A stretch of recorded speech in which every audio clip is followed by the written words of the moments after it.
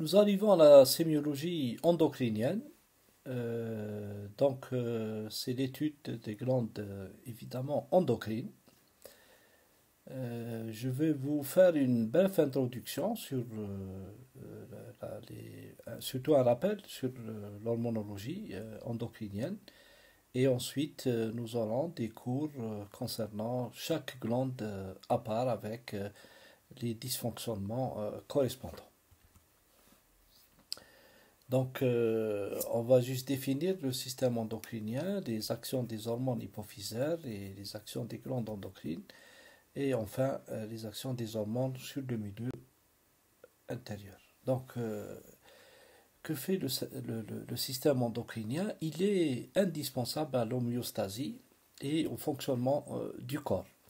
Sans certaines hormones, on est incapable de survivre et elles sont indispensables pour beaucoup de réactions biochimiques, notamment au niveau de l'organisme. Le système endocrinien met en relation les organes les uns avec les autres. Il va permettre une communication en essayant d'avoir toujours un équilibre dans la sécrétion hormonale et les effets de cette sécrétion hormonale sur les organes cibles et permet également l'adaptation de l'organisme aux variations internes et externes. Vous allez comprendre comment. Les glandes sont considérées comme des régulateurs physiologiques et cette fonction est assurée grâce à des messagers chimiques qu'on appelle les hormones. Voici à peu près les glandes endocrines qui existent. Vous avez celles qui produisent et libèrent les hormones dans la circulation. C'est une action à distance. La glande antihypophysaire, la posthypophyse, la glande thyroïdienne, les glandes parathyroïdiennes, les glandes surrénales. Vous avez des glandes mixtes telles que le pancréas qui a une fonction endocrinienne et une fonction exocrinienne. Et nous allons voir dans les différentes définitions comment ça va se passer. La glande, c'est en fait l'organe qui a pour fonction d'élaborer certaines substances qui auront un effet sur un autre organe ou un autre tissu du corps humain. Il y a des glandes qu'on appelle glandes exocrines. Et ces glandes exocrines sont des glandes dont les sécrétions vont s'écouler directement dans les conduits excréteurs, débouchant dans les cavités corporelles, dans la lumière d'un organe, par exemple le pancréas exocrine. Vous avez des glandes endocriniennes, c'est des glandes qui ne possèdent pas de canal, mais vont déverser des substances chimiques qui vont à distance avoir une action via des récepteurs. Certains organes endocriniens ont des récepteurs qui vont être stimulés pour sécréter un certain nombre d'hormones. Il y a des glandes mixtes qui sont à la fois exocrines et endocrines, telles que le foie et le pancréas. Et bien sûr, tout se fait grâce à l'hormone, dont le nom ici du grec, puisque ça veut dire susciter une activité. C'est cette substance qui est produite par la glande qui va exercer une action biologique à distance, c'est ce messager chimique. Voici à peu près les différentes glandes endocrines, stimulines et hormones. Nous avons l'hypothalamus qui sécrète les stimulines, c'est-à-dire la TRH, la CRH, la GRH, qui vont elles-mêmes avoir une action sur l'hypophyse, et l'hypophyse va sécréter à chaque hormone vous avez à chaque stimuline vous avez son hormone correspondante. Si vous prenez la TRH, c'est la TSH qui va être sécrétée. Si vous prenez la GH, c'est la GH. Si vous prenez la CRH, c'est l'ACTH qui est sécrétée. Ensuite, ces mêmes hormones vont avoir une action sur les organes cibles. La TSH va agir sur la thyroïde qui va elle-même sécréter les T3 et T4. La CTH va agir au niveau surrénalien en stimulant la sécrétion des hormones glucocorticoïdes, l'adrénaline, la noradrénaline et l'androgène.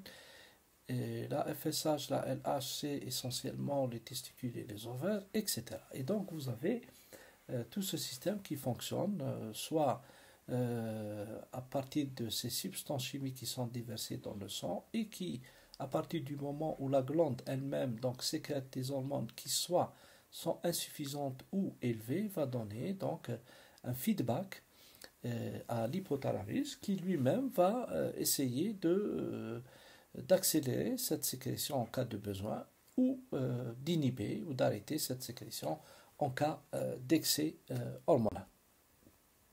Voici un exemple de ce système, de ce rétrocontrôle. Donc vous avez l'hypothalamus qui sécrète par exemple l'hormone GHRH qui elle va stimuler l'hypophyse pour sécréter la FSH et la LH qui vont avoir une activité essentiellement ovarienne et testiculaire.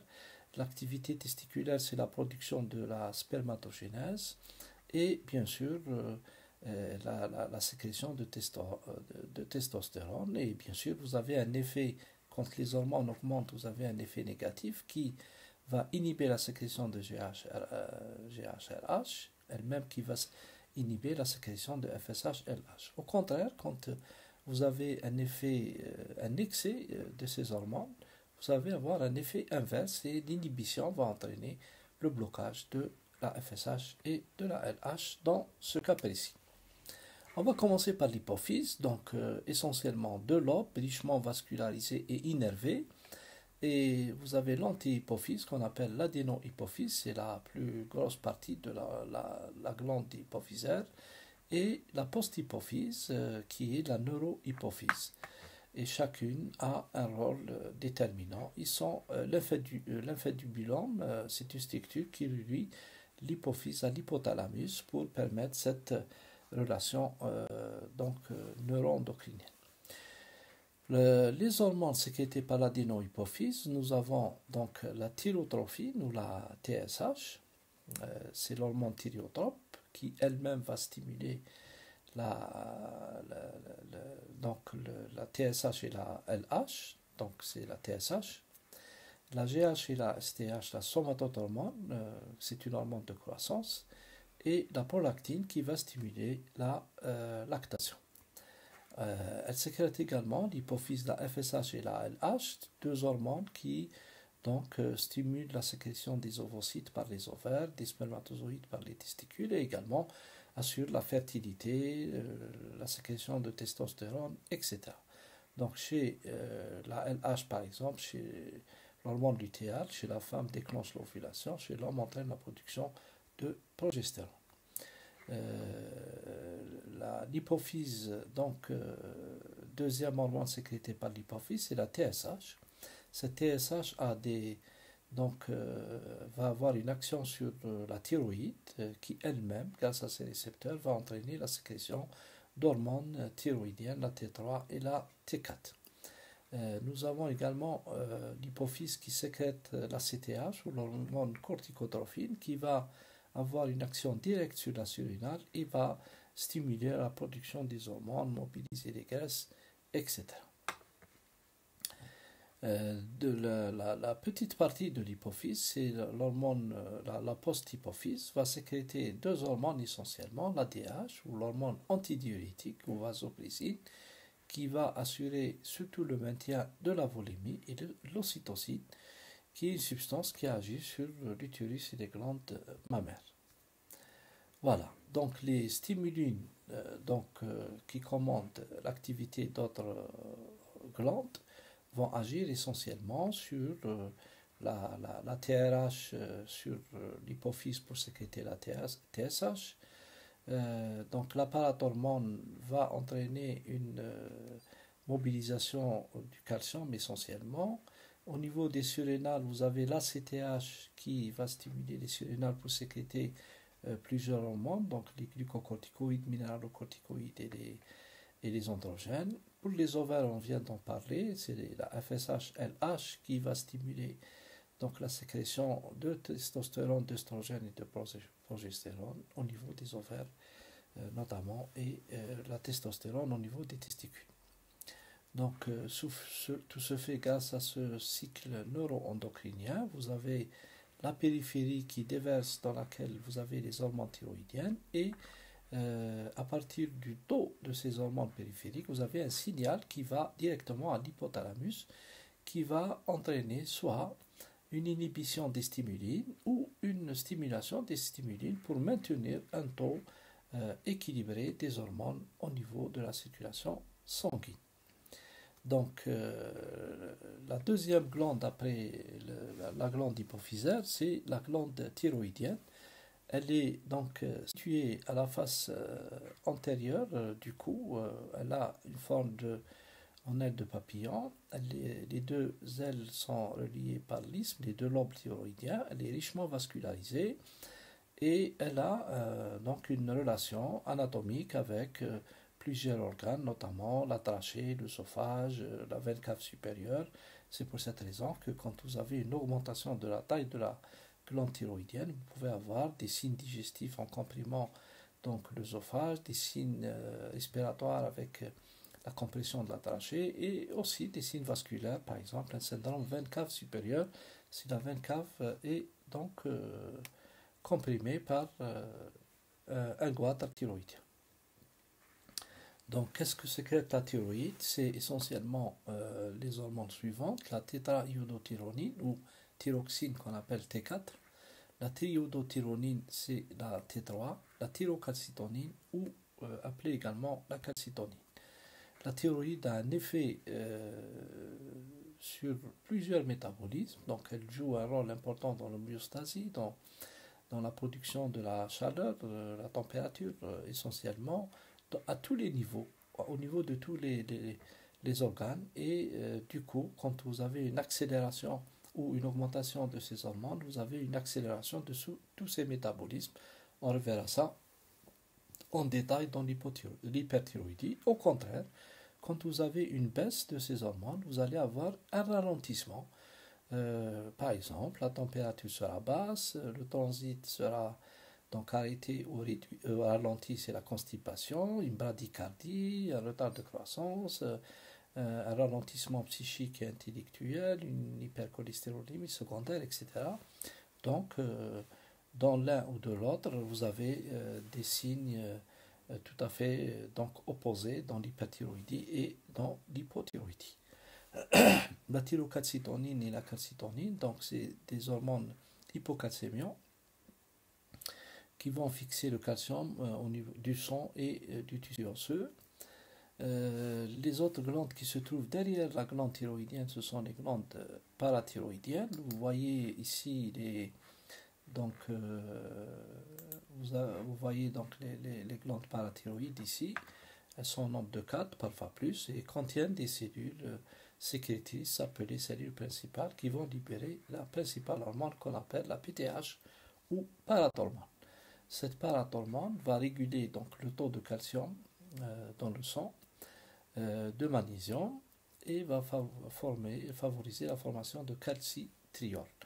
Elle intervient donc au niveau osseux, au niveau rénal, au niveau digestif. Donc sémiologiquement, quand vous avez une hyperparathyroïdie ou une hypoparathyroïdie, vous pouvez avoir des signes osseux, tels que par exemple des douleurs osseuses, des déformations, des fractures, des signes rénaux tels que secondaires à l'hypercalcémie avec des lithiases rénales qui auront la caractéristique d'être bilatérales et récidivantes, essentiellement des signes digestifs tels que l'ulcère, etc. La calcémie donc agit sur la sécrétion de la parathormone et de la calcitonine. Donc c'est la calcémie qui détermine la sécrétion de la PTH ou son ralentissement. Et bien sûr, la calcémie et la PTH font un travail antagoniste. La troisième glande, ou la quatrième, c'est les surrénales. Elles coiffent donc le rein. Bon, il n'y a pas de relation directe entre les deux, sauf peut-être la vascularisation, puisque c'est des glandes qui sont richement vascularisées à travers le rein. Elles sont au nombre de deux, une qui coiffe chaque rein, une surrénale par rein, bien sûr. Il y a deux glandes surrénaliennes. Elles ont deux zones différentes. La première, c'est le cortex surrénalien qui sécrète les hormones stéroïdes, dont les minéralocorticoïdes, les glucocorticoïdes et les androgènes, et la médulo-surrénale qui sécrète essentiellement l'adrénaline et la noradrénaline. Donc pour les minéralocorticoïdes, le chef de file est l'aldostérone.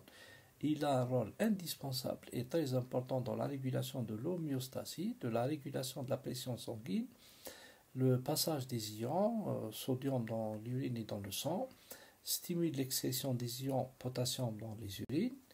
Les glycocorticoïdes dans le chef de file et la corticostérone, le cortisol, et a un rôle important dans la dégradation des protéines, la formation du glucose, un effet anti-inflammatoire, un affaiblissement de la réponse immunitaire et une résistance au stress. Et là, le troisième groupe d'hormones, ce sont les hormones androgènes, dont le rôle est déterminant dans, bien sûr, tout ce qui concerne la sexualité et le développement des organes sexuels secondaires. La surrénale, la deuxième partie de la surrénale, c'est la médulo-surrénale qui sécrète essentiellement l'adrénaline et la noradrénaline qui ont un effet sur la fréquence cardiaque, le débit cardiaque, la tension artérielle et permettent de lutter contre le stress. Qu'est-ce que ça veut dire? Ça veut dire qu'à chaque fois que vous êtes stressé, vous avez une décharge adrénergique qui va entraîner des symptômes tels que la pâleur, les sueurs, la tachycardie, etc.